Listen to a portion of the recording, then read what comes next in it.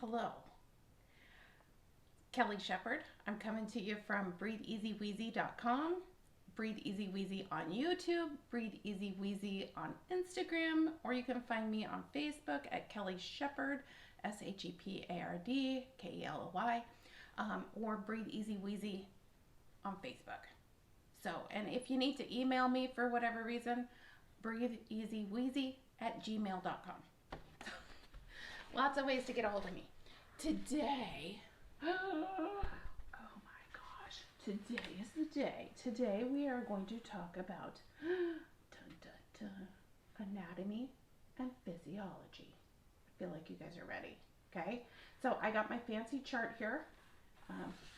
I don't know how to attach things to boards other than good old-fashioned clips, so bear with me, okay? Using what I got. So the respiratory system, let's talk about this. We have got an upper respiratory system and we have got a lower respiratory system.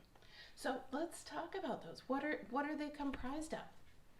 Well, you can see this lady's face and you can see the sinus cavities. Side view, front view. So our upper respiratory system is comprised of our sinuses and our nose and our mouth.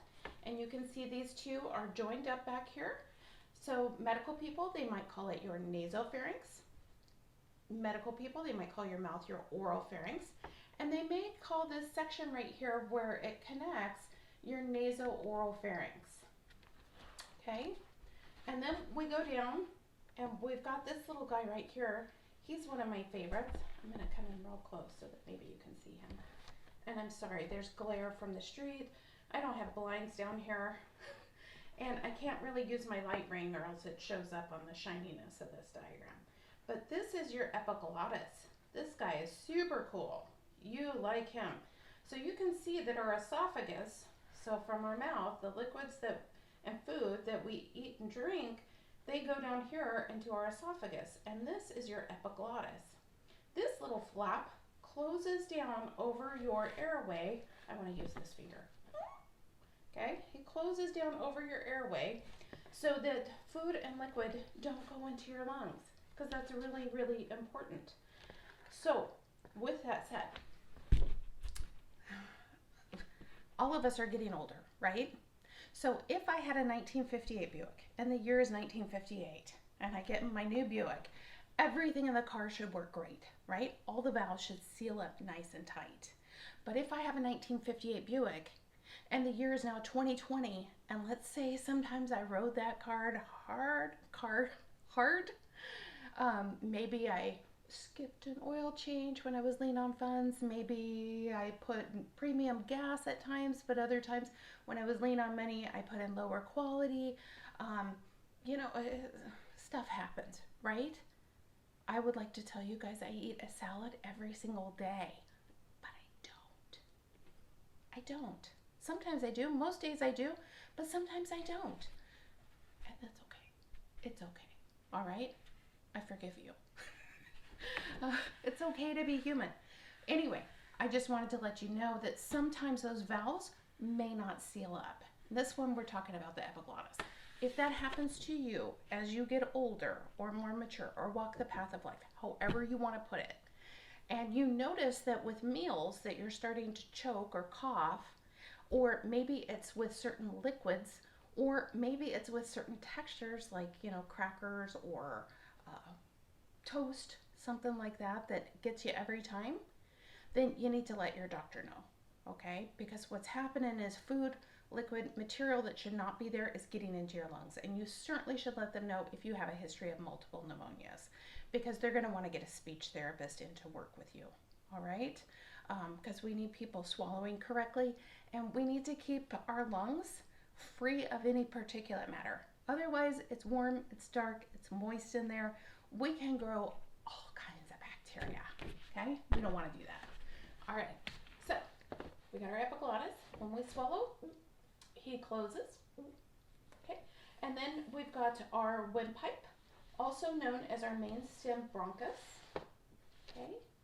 Bronchus, bronchiole. I am going to want you to know that piece of Latin because that means airway. All right?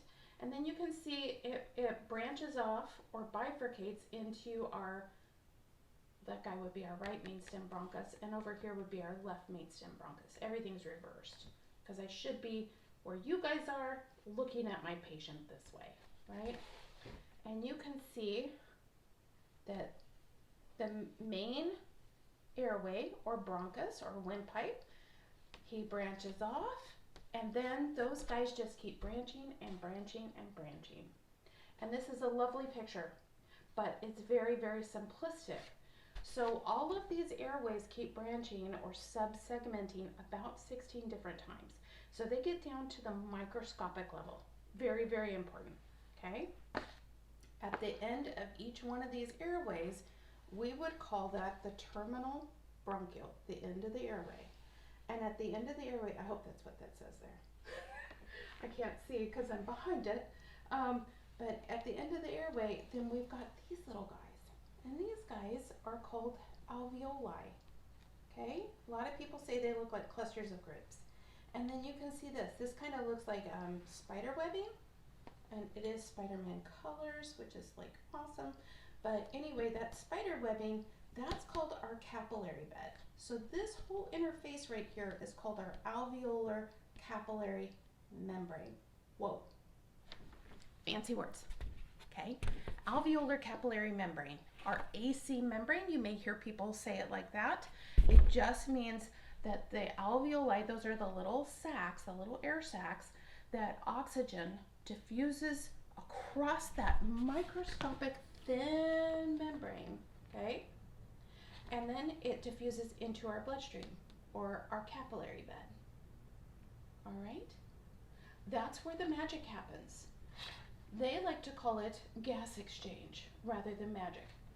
I like to call it magic because I think it's magical. Like something from the outside then gets inside of my body. Like that's way cool. But I also like biology a lot, and I get like not everybody does. So let's talk a little bit about the muscles. So we need a couple of fuels. We need oxygen for our bodies to work. If we don't have oxygen, we will die, right? Everybody agrees on that? We take a cute, don't do this. We take a cute little mouse, we put him in a glass box, we suck all the air out, all the oxygen out, the mouse dies. Don't do that. That would be mean. Be nice to your mice. unless they're in the walls of your home. Even then I feel like, anyway, that whole nother story. I called the exterminator. Anyway, so we got to get the oxygen from the outside into our bloodstream. That's a fuel. The other fuel that our muscles need is sugar or glucose, fancy word for sugar. So we get sugar from the things that we drink and the foods that we eat. So cool. So, and as our muscles, there we go. As our muscles consume that oxygen and that glucose, they produce a waste gas. So let's say I'm lifting something really heavy. And that muscle's consuming oxygen and glucose, but it's also creating a waste gas. And in this case, that waste gas is called carbon dioxide. So we got to get oxygen in. If we don't get oxygen in, we're short of breath, okay? But we also have to get rid of carbon dioxide. And if we don't get rid of carbon dioxide quickly enough and maintain a certain level in our bloodstream, we feel yucky, right? Okay? So I'm going to give you an analogy. I like to think about the body like a car. I put gas in my car, I put oil in my car, and then as I drive my car down the interstate, it consumes some of that gas, it consumes some of that oil, but it also creates a waste gas, and that's exhaust. It comes out my tailpipe, okay? So if I decide to go on a road trip, let's say I'm going to drive across the country, and I tell my best friends, hey, I'm gonna pick you up, but I don't put any gas in the car. And I refuse to pull over to go to any gas stations. What's gonna happen? Car's not gonna run, right? And if I'm like right in the middle of the traffic, like the car will die right there. You run out of gas, it's just, and we're just gonna stop right there. then everybody's going to hate me. Okay? So don't hate me. Don't be a hater. Now, same thing. If I have plenty of gas in my car and I have plenty of oil in my car, but maybe one of my friends is a frenemy. Yeah. They decided to come along, not to have fun, but to sabotage. And so they take a potato from their lunch pail and they shove it in my tailpipe. I can't get rid of the exhaust. Car's not going to run. Same thing happens. We got to have a clear exhaust. We have to be able to get rid of carbon dioxide every bit as much as we have to be able to get glucose into our bloodstream, sugar, and oxygen into our bloodstream. Okay? Both sides of that have got to be balanced. There's two reasons we get short of breath. Too little oxygen, too much carbon dioxide. Period. Chuck Woolery, wish he was here right now. Two reasons. That's it. That's it. All right, you guys can find me, breatheeasywheezy.com. You can email me, breatheeasywheezy@gmail.com. You can find me on Instagram, on a website, on Facebook, on YouTube. Breathe Easy Wheezy. It should be pretty easy.